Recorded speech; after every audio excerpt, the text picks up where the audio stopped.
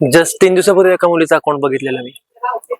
Something 3,500 followers होते आणि आज 3 दिवसानंतर त्याचा अकाउंट बघतोय तर ऑलमोस्ट 15K फॉलोअर्स आहेत. आणि जे मला 13,000 फॉलोअर्स करायला ऑलमोस्ट 6 महिने गेले.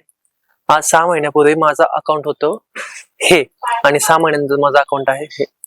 खूप स्ट्रगल केलाय, कंटिन्यू व्हिडिओ बनवतोय, पण जेवढं पाहिजे तेवढं मिळत नाही.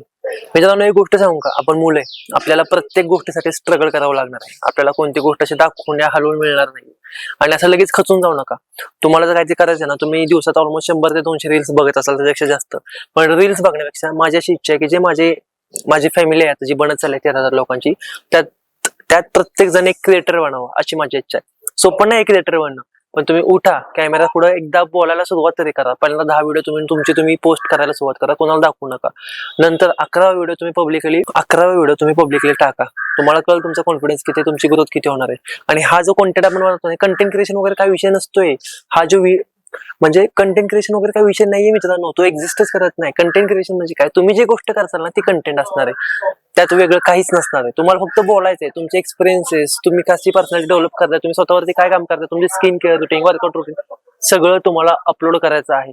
दुनिया गेली खड्ड्यात, ते 4 लोक काय म्हणतील ते सांगणार नाही. ते 4 लोक तुम्हाला आयफोन घेऊन देणार नाही. ते 4 लोक तुम्हाला तो कॅमेरा घेऊन देणार नाहीत.